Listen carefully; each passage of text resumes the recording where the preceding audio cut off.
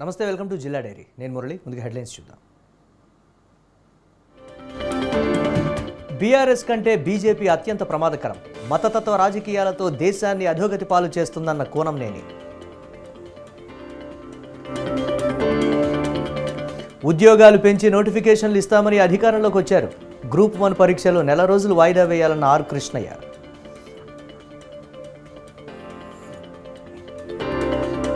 తిరుపతిలో కౌంటింగ్కు అన్ని ఏర్పాట్లు పూర్తి. 2000కు పైగా సిబ్బంది పాల్గొంటారన్న కలెక్టర్ ప్రవీణ్ కుమార్.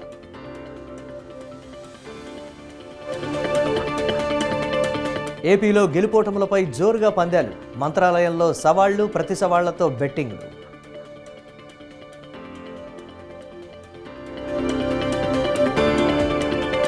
జూబ్లీహిల్స్లో వాటర్ వర్క్స్ ఆఫీసును ముట్టడించిన స్థానికులు. 40 రోజులుగా నీటి సరఫరా లేదంటూ ఆగ్రహం.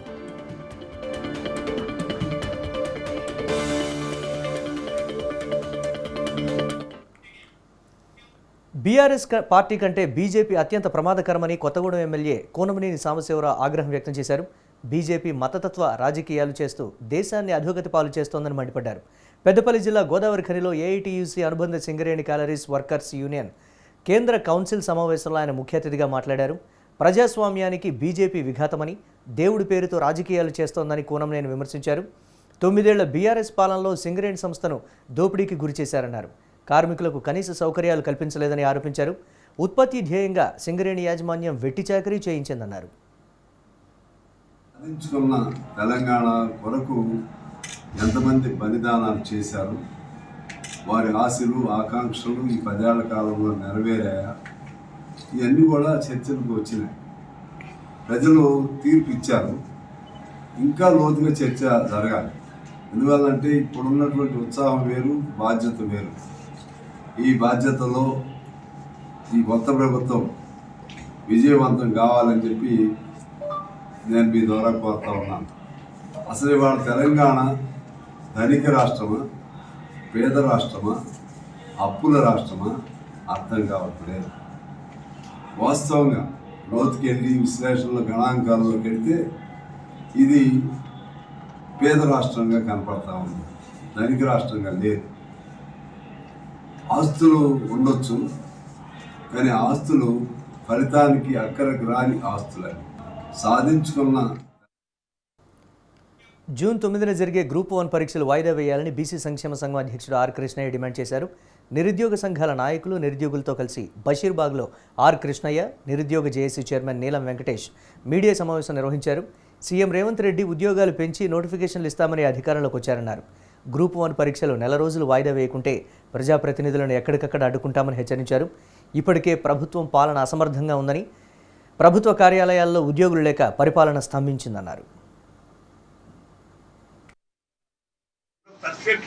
సమర్థులు, యువకులు, యంగ్ బ్లడ్ వాళ్ళు వస్తే పరిపాలన సజావుగా సాగుతుంది. కాబట్టి ప్రభుత్వం దీన్ని పాజిటివ్ ఆలోచించి పోస్ట్ పోన్ చేయడం, పోస్టులు పెంచడం ఎట్ ఏ టైం జరగాలని చెప్పి, ఇంకా టైం కూడా ఉంది. రెండవది ఎక్కువ టైం, కొద్దిగా టైం ఇస్తే ఏమవుతుందంటే సమర్థులైన వాళ్ళు ప్రిపేర్ అవుతారు, అందుకుంటారు. అక్కడ అదే సమర్థులందరూ ఎలక్షన్ డ్యూటీలలో ఎన్నికల ప్రచారంలో ప్రభుత్వాలను దించడానికి వాళ్ళు చూస్తుంటే వాళ్ళకి సమర్థులు దొరకకపోతే మళ్ళా కుదరదు. అసమర్థులు రాజ్యంలో పరిపాలనలో భాగంగా ఉండొద్దు. కాబట్టి సమర్థులు రావాలంటే ఒక నెల వాయిదా వేయాలని చెప్పి ప్రభుత్వాన్ని డిమాండ్ చేస్తారు. గ్రూప్ 1, గ్రూప్ 2 పోస్టులు వచ్చినప్పుడు అడ్మినిస్ట్రేషన్లో పర్ఫెక్ట్. కర్నూలు జిల్లా మంత్రాలయం నియోజకవర్గంలో గెలుపోటములపై జోరుగా బెట్టింగులు కొనసాగుతున్నాయి. మంత్రాలయం ఎమ్మెల్యేగా బాలనాగిరెడ్డి 4వసారి గెలుస్తాడని కోస్గి మాజీ జెడ్పీటీసీ మంగమ్మ 20 లక్షల రూపాయలు పందెం కాసి టీడీపీ నాయకులు తన సవాల్ స్వీకరిస్తే కోస్గి ఎల్లమ్మ గుడి వద్దకు 20 లక్షలు తీసుకురావాలని సవాల్ విసిరింది. రాఘవేంద్రరెడ్డి గెలుస్తాడని వగరూరు టీడీపీ నాయకుడు 2 ఎకరాల భూమి పందెం కాసి ప్రతి సవాల్ విసిరాడు. ప్రస్తుతం సవాళ్లు, ప్రతి సవాళ్లు పందాలు సోషల్ మీడియాలో వైరల్గా మారాయి. మెజార్టీ గెలుస్తాడు ఖాయమే. ఉండేది 10 గంటలకి నువ్వు నర్సప్ గుడి దగ్గరికి రావాలా. మంగమ్మ నువ్వు 20 లక్షలైనవే, మేము 50 లక్షలు పెడుతున్నాము భూమి. కొత్త చూడి రా, నువ్వు ధైర్యం ఉంటే నర్సప్ గుడి దగ్గరికి వస్తావు. మంగమ్మ గెలిచేది మామే చూడి ధైర్యం ఉంటే రవాలా. నా పేరు మంత్రికి చిన్నాను చూడి రవాలా. ఏం చేసి రవాలా మంగమ్మ నీ వెనక గుండి ధైర్యం ఉంటే రవాలా. సీఎం అవుతాడు చంద్రబాబు, మెజార్టీతో గెలుస్తాడు ఖాయమే. ఉండేది 10 గంటలకి నువ్వు నర్సప్ గుడి దగ్గరికి రావాలా మంగమ్మ. నువ్వు 20 లక్షలైనవే మేము 50 లక్షలు పెడుతున్నాము భూమి కొత్త చూడి రా. నువ్వు ధైర్యం ఉంటే నర్సప్ గుడి దగ్గరికి వస్తావు మంగమ్మ. తిరుపతి జిల్లాలో ఎన్నికల కౌంటింగ్కు అన్ని ఏర్పాట్లు పూర్తయ్యాయని అన్నారు జిల్లా కలెక్టర్ ప్రవీణ్ కుమార్. లెక్కింపు కోసం పద్మావతి మహిళా విశ్వవిద్యాలయంలో 16 సెంటర్లను ఏర్పాటు చేసినట్లు తెలిపారు. జిల్లాలోని 7 నియోజకవర్గాలకు 19,503 పోస్టల్ బ్యాలెట్ ఓట్లు నమోదయ్యాయని, పార్లమెంటుకు 22,795 ఓట్లు పోలైనట్లు తెలిపారు. 2,231 మంది సిబ్బంది కౌంటింగ్లో పాల్గొంటున్నారని, సాయంత్రం 5 గంటల్లోగా ఫలితాలు విడుదలయ్యే అవకాశం ఉందని అన్నారు కలెక్టర్ ప్రవీణ్ కుమార్. ఇక ఓట్ల లెక్కింపులో ఎలాంటి అవాంఛనీయ ఘటనలు చోటు చేసుకోకుండా 144 సెక్షన్ అమల్లో ఉంటుందని అన్నారు. మన జిల్లాలో కూడా కౌంటింగ్ చేయబోతున్నామండి. School of engineering and technology Padmavati Mahila Vishwavidyalaya తిరుపతిలో 7 assembly segment, 7 parliament, 14 counting halls Tirupati, అదేవిధంగా పార్లమెంట్ తిరుపతి రెండు కలిపి 16 కౌంటింగ్ హాల్స్లో కౌంటింగ్ మొదలవుతాయి. పోస్టల్ బ్యాలెట్ 8 గంటలకి మొదలవుతుంది. హాఫ్ అన్ అవర్ తర్వాత ఈవీఎం కౌంటింగ్, కౌంటింగ్, సియులో ఓట్ రిజల్ట్ తెలుసుకోవడం మొదలవుతుందండి 8:30కి. ఈ స్ట్రాంగ్ రూమ్ 7 o'clock ఆ టైంలో కంటెస్టింగ్ క్యాండిడేట్స్ వాళ్ళ ఏజెంట్ సమక్షంలో, అబ్జర్వర్ సమక్షంలో స్ట్రాంగ్ రూమ్ ఓపెన్ చేస్తారు. 1 hour అన్ని సెట్ చేసుకుంటారు. 8 o'clock పోస్టల్ బ్యాలెట్ కౌంటింగ్ మొదలవుతుంది. 8:30 అప్పుడు మళ్ళీ ఈవీఎం కౌంటింగ్ మొదలవుతుంది. 4వ తేదీ మన జిల్లాలో కూడా. కృష్ణా జిల్లా గన్నవరంలో కృష్ణా జిల్లా ఏఆర్ లోకల్ సిబ్బంది ఆధ్వర్యంలో మాక్ డ్రిల్ నిర్వహించారు. సార్వత్రిక ఎన్నికల కౌంటింగ్ నేపథ్యంలో అవాంఛనీయ సంఘటనలకు తావు లేకుండా ముందస్తుగా మాక్ డ్రిల్ ట్రయల్ నిర్వహించారు. ముందుగా ఒకవైపు ప్లకార్డులు చేతపట్టిన ఆందోళనకారులు అల్లరి మూకలతో ట్రయల్ నిర్వహించారు. అల్లరి మూకలను ఎదుర్కోవడానికి సిద్ధమైన పోలీసులు జనసమూహాలను కంట్రోల్ చేయడం లాంటివి మాక్ డ్రిల్లో ప్రదర్శించారు. అల్లరి మూకలకు తొలుత హెచ్చరికలు జారీ చేసి వారు వినకపోతే అధికారుల అనుమతితో బాష్పవాయువు ప్రయోగించడం ఈ సందర్భంగా ప్రదర్శించారు.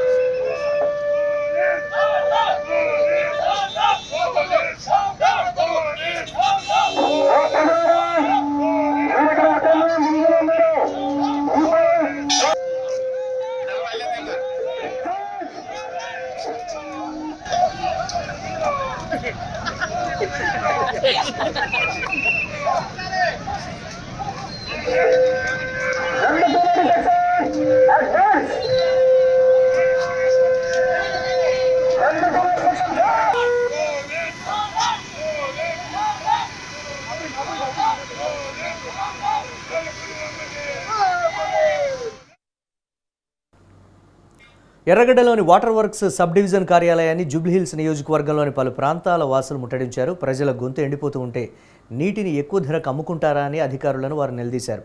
సుమారు 40 రోజులుగా నీటి సరఫరా లేకపోయినా వాటర్ వర్క్స్ అధికారులు పట్టించుకోవడం లేదని ఆగ్రహం వ్యక్తం చేశారు. శ్రీరామ్ నగర్, ఎర్రగడ్డ, నటరాజ్ నగర్, నేతాజీ నగర్ ప్రాంతాల ప్రజలు ఆందోళన చేపట్టారు. 2 గంటల పాటు నీళ్లు ఇవ్వాలని వాటర్ వర్క్స్ మేనేజర్ శ్రీనివాసులను ప్రజలు కోరితే డీజీఎం అనుమతిస్తే తప్ప తాను ఇవ్వలేనని చెప్పడం గమనార్హం. మేము అక్కడి నుంచి ఫస్ట్ 40 years నుంచి అక్కడే ఉంటున్నాం. ఇంతవరకు ప్రాబ్లం రాలేదు. లాస్ట్ 3 months నుంచి కంటిన్యూస్గా ప్రాబ్లం, మాకు వాటర్ ప్రాబ్లం వస్తుందనేసి కంప్లైంట్ ఇచ్చాం. ఇక్కడ ఇస్తేనేమో ఇక్కడ కాదు జీఎం ఆఫీస్కి వెళ్ళమన్నారు. జీఎం ఆఫీస్కి వెళ్ళాము, అక్కడ వచ్చారు, వాళ్ళు వచ్చి చూసుకున్నారు. చూసి వాటర్ ఫ్లోకి ఇక్కడ ప్లేస్ అయితే బాగుంటుందని ఒకటి తవ్వించి 1 week అట్నే ఉంచారు. 1 week తర్వాత మళ్ళీ పూర్తి చేస్తారు. ఇప్పుడు 10 days నుంచి కంటిన్యూస్గా వాటర్ లేదు. రోజు వచ్చి ఫాలోఅప్ చేయడం. వాటర్ కావాలంటేనేమో ట్యాంకర్ పంపిస్తున్నారు. ట్యాంకర్ ఎంతసేపు ఉంటుంది సార్? అది 1 day ఉంటుంది. ఆ ట్యాంకర్ కూడా 4 houses-కి ఒకటి ఇచ్చే ట్యాంకర్. ఇది ఇప్పటి ప్రాబ్లం కాదు. మేము అక్కడి నుంచి ఫస్ట్ 40 years నుంచి అక్కడే ఉంటున్నాం. ఇంతవరకు ప్రాబ్లం రాలేదు. లాస్ట్ 3 months నుంచి కంటిన్యూస్గా ప్రాబ్లం, మాకు వాటర్ ప్రాబ్లం వస్తుందనేసి కంప్లైంట్ ఇచ్చాం. ఇక్కడ ఇస్తేనేమో ఇక్కడ కాదు జీఎం ఆఫీస్కి వెళ్ళమన్నారు. జీఎం ఆఫీస్కి వెళ్ళాము, అక్కడ వచ్చారు, వాళ్ళు వచ్చి చూసుకున్నారు. చూసి వాటర్ ఫ్లోకి ఇక్కడ. రైతులకు ఏ కష్టం ఉన్నా, అపోహ ఉన్నా కలెక్టరేట్లో కాల్ సెంటర్కు ఫోన్ చేస్తే వెంటనే పరిష్కారం అయ్యేలా చర్యలు చేపడతామని కలెక్టర్ ముజిమ్మల్ ఖాన్ అన్నారు. పెద్దపల్లి కలెక్టరేట్ సమావేశ మందిరంలో ఏర్పాటు చేసిన విలేకరుల సమావేశంలో ఆయన మాట్లాడారు. సోషల్ మీడియాలో వస్తున్న ఫేక్ న్యూస్లను నమ్మొద్దని అన్నారు. జిల్లాలో విత్తనాలు ఎరువులకు ఎటువంటి కొరత లేదని తెలిపారు. రైతులు ఖచ్చితంగా లైసెన్స్ కలిగిన డీలర్ల వద్దనే విత్తనాలు కొనుగోలు చేయాలని, వాటికి రసీదు తీసుకోవాలని కలెక్టర్ సూచించారు. ఫర్టిలైజర్కైనా ఇతర ఇటువంటి వస్తువుల కోసం మన జిల్లాలో అసలే లేదనే మాట నేను రైతులందరికీ అందిస్తున్నాను.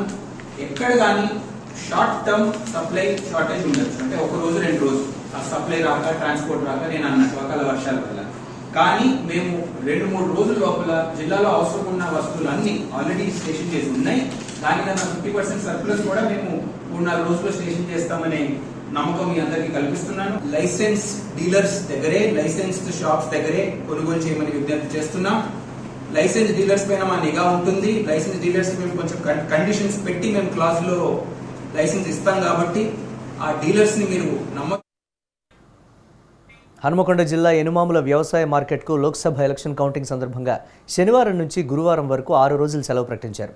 జిల్లా కలెక్టర్ల ఆదేశాల మేరకు మార్కెట్ యార్డు సెలవు ప్రకటించినట్లు మార్కెట్ ఉన్నత శ్రేణి కార్యదర్శి జి రెడ్డి ఒక ప్రకటనలో తెలిపారు. జూన్ 1వ తేదీ శనివారం వారాంతపు యార్డు బంద్, 2న ఆదివారం వారాంతపు సెలవు, 3న సోమవారం నుంచి 5వ తేదీ వరకు కౌంటింగ్, 6వ తేదీ గురువారం అమావాస్యతో సెలవు ప్రకటించినట్లు తెలిపారు. 7వ తేదీ శుక్రవారం మార్కెట్ పునఃప్రారంభమవుతుందని అన్నారు. 6వ తారీఖు వరకు మార్కెట్ ట్రాన్సాక్షన్ క్రయ విక్రయాలు సెలవు ప్రకటించినాము. ప్రతి వీక్లీ అవి ట్రాన్సాక్షన్ హాలిడేస్ అవి శని, ఆది, సోమ, మంగళ, బుధ 3 రోజులేమో ఎలక్షన్ కౌంటింగ్ ఉంటుంది. కాబట్టి దాని పర్పస్గా హన్మకొండ వరంగల్ కలెక్టర్ మేడం ఈ 3 రోజులు సెలవు ప్రకటించాలని వాళ్ళు లెటర్ రూపంగా మాకు తెలియపరిచింది. కాబట్టి దాని ప్రకారమే 3 నుంచి 5వ తారీఖు వరకు 3 రోజులు కౌంటింగ్ పరంగా 3 రోజులు సెలవు ప్రకటిస్తున్నాము.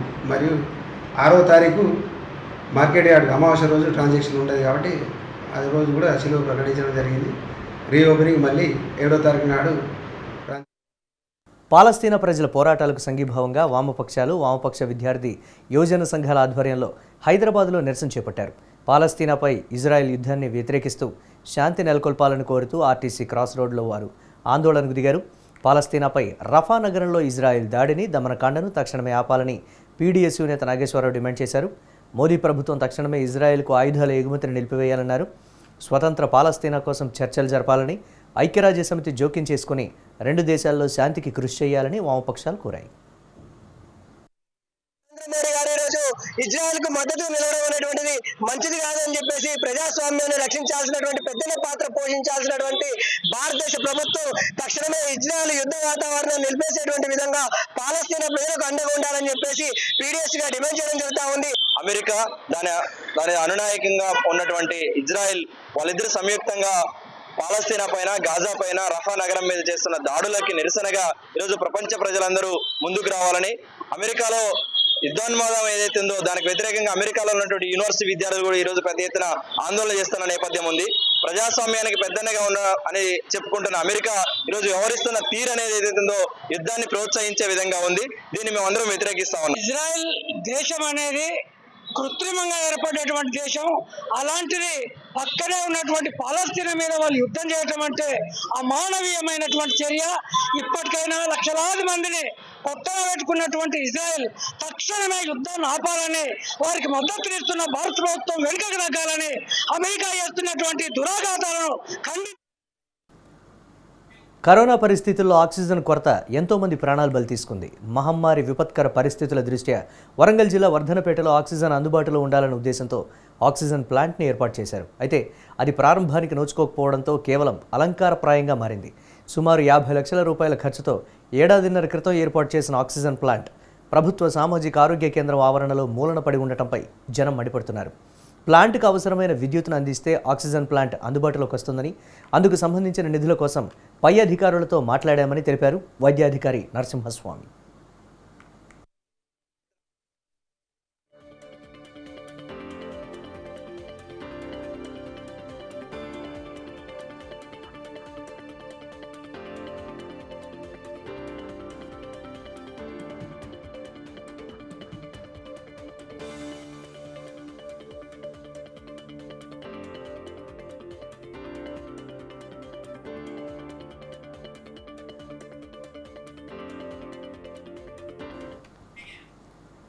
తెలంగాణలో ఓట్ల లెక్కింపు ఏర్పాట్లను ఎన్నికల అధికారులు పరిశీలించారు. నిజాం కాలేజీలో ఓట్ల లెక్కింపు ఏర్పాట్లను హైదరాబాద్ జిల్లా ఎన్నికల అధికారి రొనాల్డ్ రాజ్ పరిశీలించారు.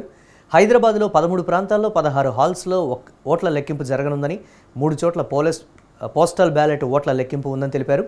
అలాగే ప్రతి కౌంటింగ్ హాల్లో 14 టేబుళ్లు ఏర్పాటు చేశామని అన్నారు. హైదరాబాద్ సికింద్రాబాద్ పార్లమెంట్ నియోజకవర్గం సంబంధించిన జనరల్ ఎలక్షన్ మరియు కంటోన్మెంట్ సంబంధించిన ఉప ఎన్నికకు మన హైదరాబాద్ జిల్లా యంత్రాంగం అన్ని కూడా సిద్ధంగా ఉన్నాయి. 4వ తారీఖు మనకు కౌంటింగ్ ఉన్నాయి. దానికి సంబంధించిన పూర్తి ఏర్పాట్లు కూడా ఏర్పాటు చేసుకోవడం జరిగినాయి. ఈ కౌంటింగ్ ప్రక్రియ మొత్తం 13 కేంద్రాల్లో 16 కౌంటింగ్ హాల్లో జరుగుతాయి.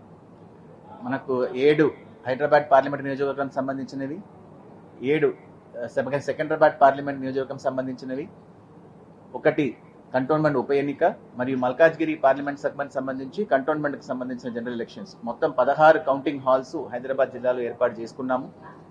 13 లొకేషన్స్లో దీన్ని ఏర్పాటు చేసుకోవడం జరిగినాయి.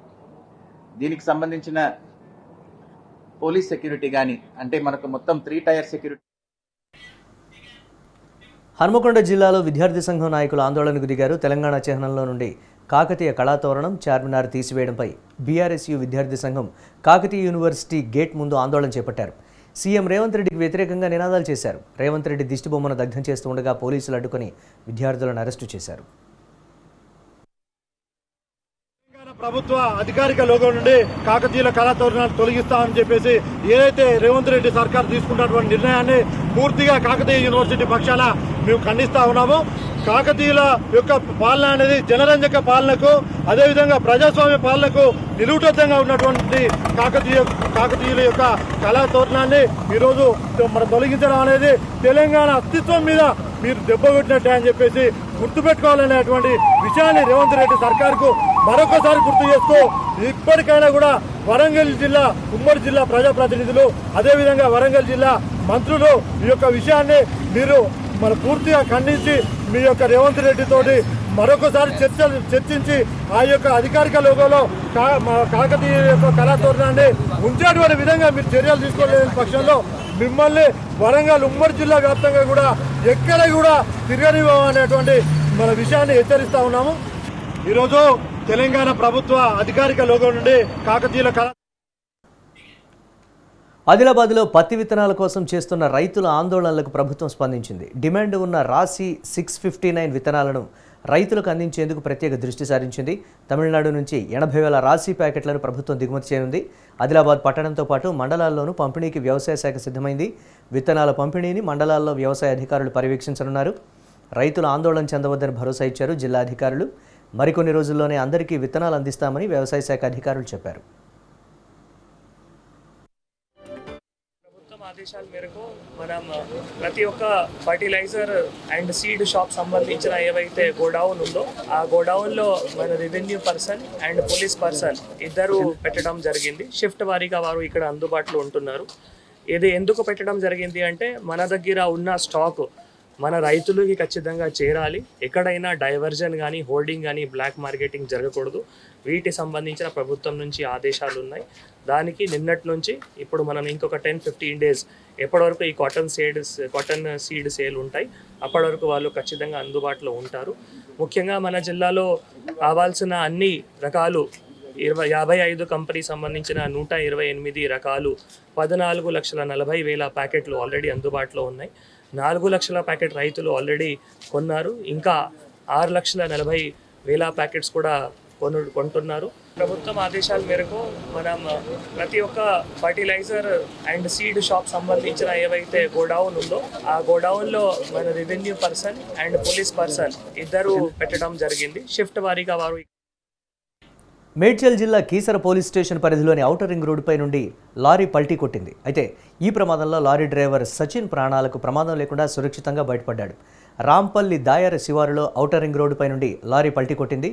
కందిపప్పు లోడుతో లారీ బెంగళూరు వెళుతోంది. ప్రమాదంలో ఎటువంటి ప్రాణనష్టం జరగలేదు.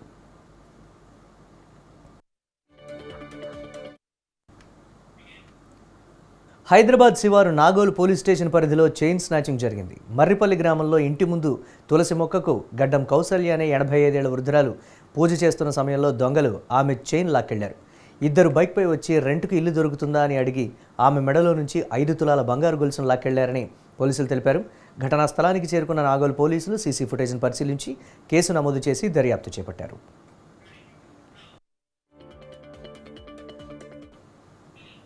నకిలీ విత్తనాలు అమ్ముతున్న అంతరాష్ట్ర ముఠా వ్యక్తిని, నిషేధిత గడ్డి మందు విక్రయిస్తున్న వ్యక్తిని వరంగల్ టాస్క్ ఫోర్స్ గీసుకొండ పోలీసులు అరెస్ట్ చేశారు.